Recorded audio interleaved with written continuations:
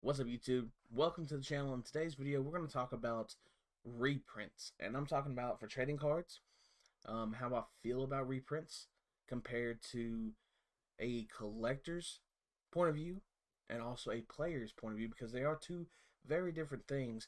And I've got a couple to go over today as examples to hopefully show you why I feel the way I do about reprints. And hopefully you all enjoy this video. If you do, remember to give it a like, comment down below, let me know your opinion on reprints. If you think it's a good thing, think it's a bad thing, if you think it hurts the trading card game as a whole, if you think it helps, just let me know. And also, if you haven't subscribed yet, subscribe for more content, and let's get to it.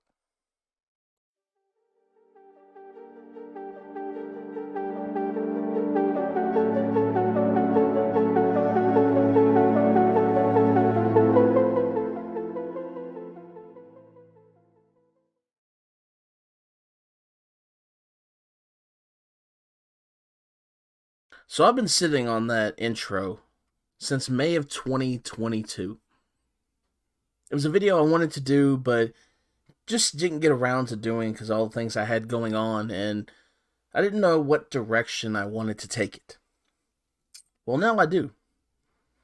Now I'm going to show you some examples of good reprints, bad reprints, from both the collector and the player aspect.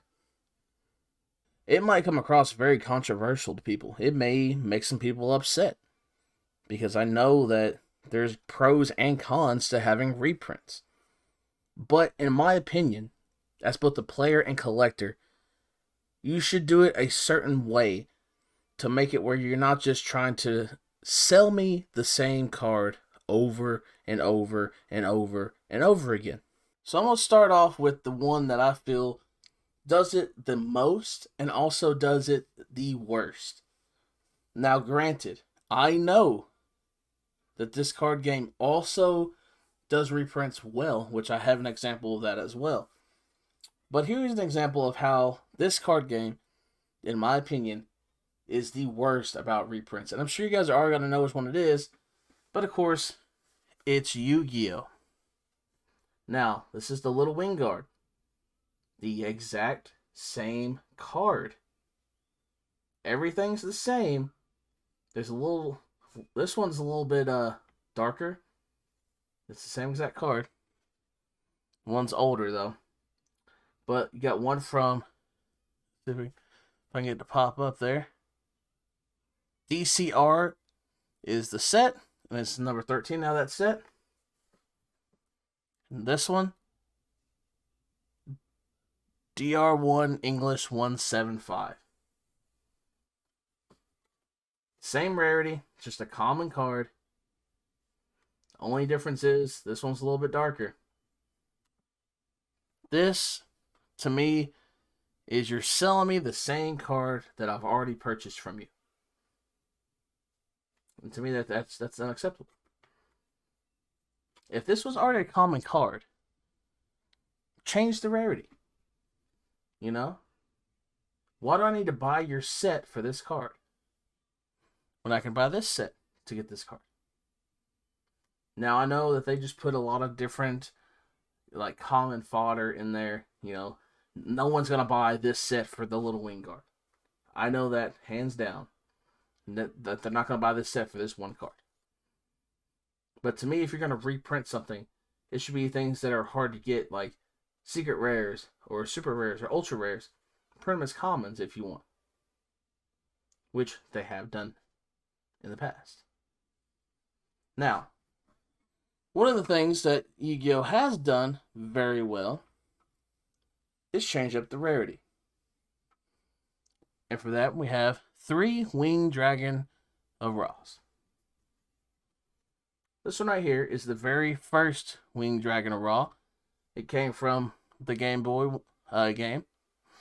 It's got the Egyptian lettering on the back. And it's got, you know, the yellow background. It is an ultra rare. Now, granted, this one is an ultra rare also. But the difference is, it's in English at the bottom, so you cannot use this in a duel. They changed the attack and defense to just 1 question mark instead of 4. And it's limited edition. Now, this is still the same rarity. Technically a different card, just the minor differences, but the backs are the same.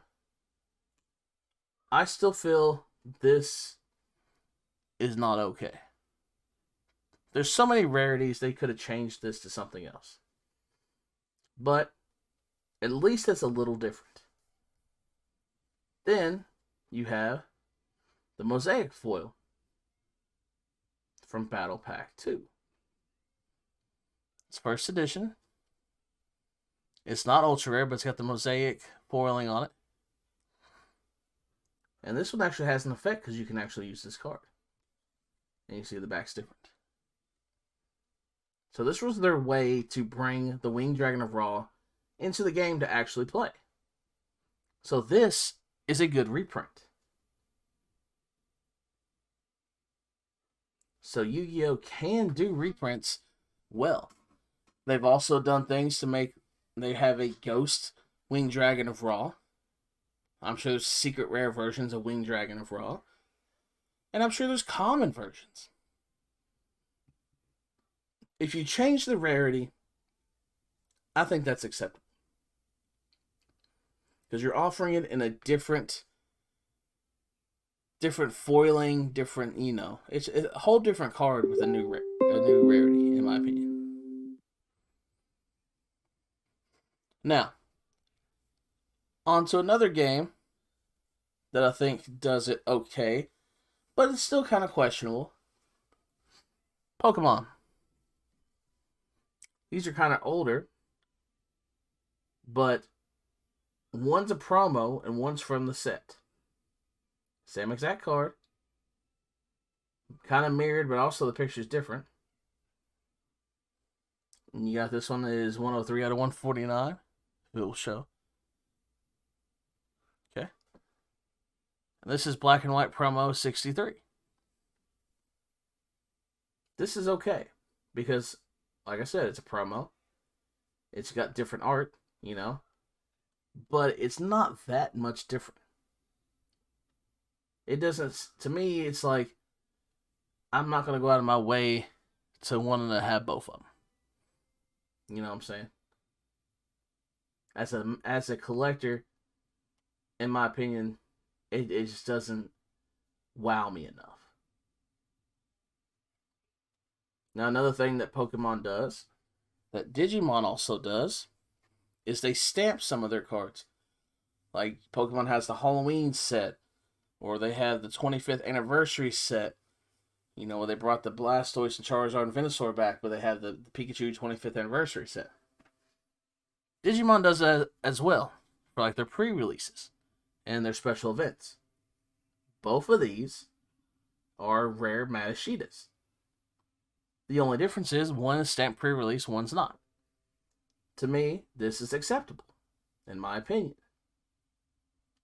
This is a chase card. This lets people know, hey, I was at the pre-release. I got this card before the set was even out. So, to me, that is acceptable. Another thing that Digimon does, not only will they change the rarity by foiling cards that weren't foiled before, they will also do alt arts, which Pokemon does as well. Pokemon does do alt arts as well. But most of the time, actually, I'm pretty sure 99% of the time when Digimon does it, they'll either change the foiling, like if it was a common card before, they'll foil it and stamp it, or they'll just alt art. Most of the time they go to alt arts, which I think is the proper way of doing so. Here's an example of when a card game is brought back to life and rebooted, how they do it. Now, granted, this has not been done throughout the card game, but this was just an example of what I found. You have Duel Masters and Kaijudo. This is the same exact monster. Now, granted, Kajuto's a different game, so there's different abilities and stuff. But you see, they changed it. And they holofoiled it. Now, I will say that they don't do this for everything. Kajuto used a lot of the artwork from Duel Masters. And, it's 2 different games, so I guess, okay, it plays a little bit different. So, I guess they can get a pass on that. But it's better, I like it better when they do this. Like, granted, it's a subtle change, but still, they tried. One thing Duel Masters did that I love the most, and that's why it's at the end, is when they do reprint something, it was always a little different. So all 3 of these are Rothis the Traveler. 2 of them are holofoil. 1's not. This is the one you get from the starter deck.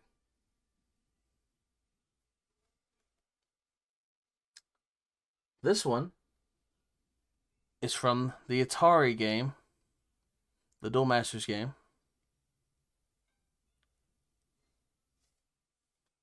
And then this one is the McDonald's promo, which has a promo stamp there too.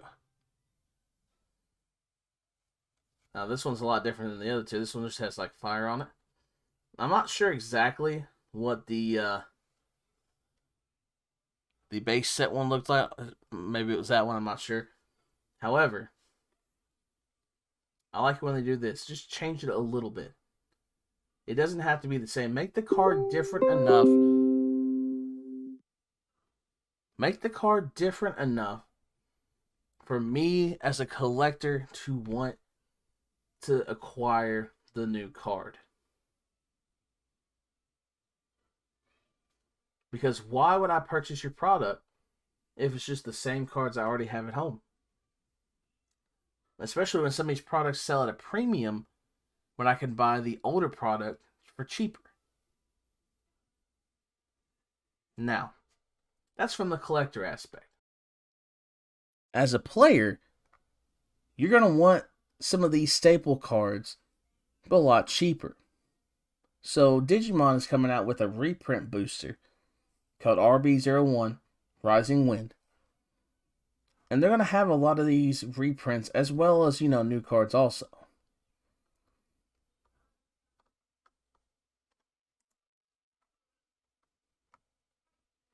So see, they're doing parallel rares of the Jamming Vmon, the Demi-Marimon Egg. All these staple cards, that was used for so long. Secret Rare Metal Greymon. Tai. TK. TK used to be $20 a piece for a Tamer Rare. It's going to be a parallel rare in this set. So this is something that's good as far as when a player is concerned, but still, even though they're reprinting these, they're doing it the right way in my opinion. They're giving it a new rarity, and it's technically a new card. A lot of these are just common cards. Plus these secret rares like this Lucamon, it's going to be textured. Digimon didn't have textured cards back when this secret rare came out. So it's going to be a whole new chase. So this, in my opinion, this set right here is 100% for the player and for collectors, in my opinion. This is the standard. If I had to go out and say what was the standard on reprints, it would be RB01.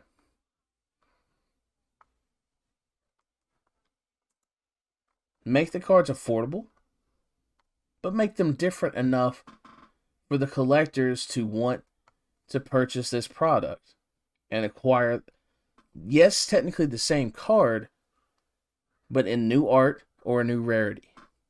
A new chase. Now, Pokemon has done that as well. They brought back base set with evolutions. And they've also had various cards come back. I think Generations may have had some like Tauros and a couple others. Charizard came back as a secret rare in one of the Pokemon sets. That's okay. Those are okay, because technically evolution cards, even though they look the same, it was still different. The frames were different, the text was different, like the style of the card was different than the base set. So I think that is still acceptable. Plus, it brings a whole new generation to what people like myself grew up with. Still a different card, still a different chase, but acceptable enough, in my opinion, for me as a collector and a player to want to buy. Now, I'm not claiming to be an expert.